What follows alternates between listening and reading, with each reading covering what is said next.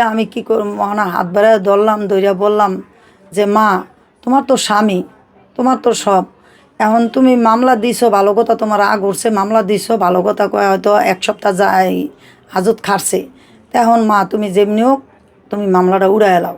Aunty কেমন আছেন আপনি? আলহামদুলিল্লাহ আছি ভালোই, আর ভালো আর কতটুক থাকতে পারি। আমার আমাদেরকে ছেলে একটু বলবেন যে আজকে তো মামুনের এই মোহনার যে মামলাটার আজকে শুনানি ছিল, তো আপনি কোর্টে আসছেন, কোর্টে এসে দেখলাম যে কোর্টে চলমান অবস্থান আপনার ছেলের বউর হাত ধরে কি কথা বলেছিলেন, অনেকক্ষণ ধরে আপনি কথা মনে বলতে করেন দেখলাম। আমার তো ছেলে তো আর মোহনারে তালাক দেয়নি, আর এগো তো কোনো তালাক হয় নাই। এখন ওরা ওরও, ও আর ওর দুজনে ঝগড়া করার পরে মোহনার মামলা দিছে। এখন আমি মা হয়ে উড়াইয়া তোমরা দুজনে মিলে যাও, একটা সংসার ভাঙ্গা ভালো না, একটা সংসার গোছানো ভালো, মা এগুলো করো না। তো ও আমার সাথে ভালো মন্দ কিছু বলে নেই।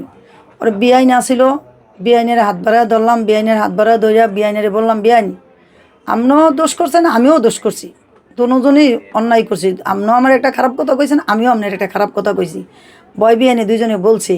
তাহলে মনে করেন এগুলো সব বাদ দিয়া কিভাবে মেয়ের সংসারটা ভালো হইব এই ব্যাপারটা আপনি একটু দেখেন। তো উনি কিছু বলে নাই। মোহনা আবার বলছে যে আমার মায় কষ্ট পাইছে। তাই আমি বলছি, তোমার মায় কষ্ট পাইছে, আমিও তো কষ্ট পাইছি, যাই হোক সবগুলা বাদ, এখন আমরা মিলে যাই, যেভাবে হোক ওর মামলাটা উড়াই করো। মহানায় কইতেছে না, ও জেল খাটুক, ও চাইতেছে না যে মামুন বাড়িয়ে আসুক, ও কইতেছে ওই জেল খাটতাছে, ওই জেল খাটুক, ওই সাজা ভাইয়া হোক। তা আমি কি এটা কোনো কথা কইলাম? মা, আমার সংসারটা একবার ডাউন হয়ে যেতেছে, আমার সংসারটা শেষ হয়ে যেতেছে, আমার একটা সন্তান আজকে ও যদি ভিতরে থাকে আমার সংসারটা কে চালাইব, কে করব? কয় এটা আমার জানার বিষয় না। তার কি কমু, কর তো আর কিছু নাই।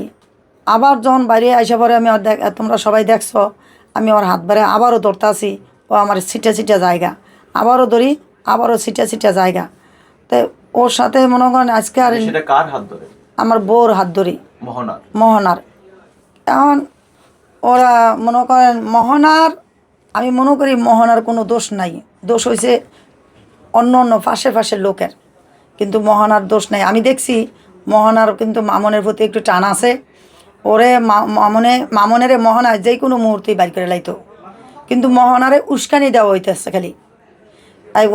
প্রতিদিন তো অন্য সময় লিখন আসছে, আজকে লিখন আসে নাই, আজকে আবার অন্য লোক আসছে। ও দেখলাম মোহনারে কানে কানে কী জানি বলে দিতেছে, ওই কথাই আবার মোহনায় বলছে। কিন্তু এগুলো আমি তারে দেখে বললাম, দেখো বাবা, একটা সংসার ভাঙ্গ ভালো না, একটা সংসার গোছানি ভালো। তুমি কে? আমি তোমার চিনি না, তুমি কে? আমি ওর ফ্রেন্ড।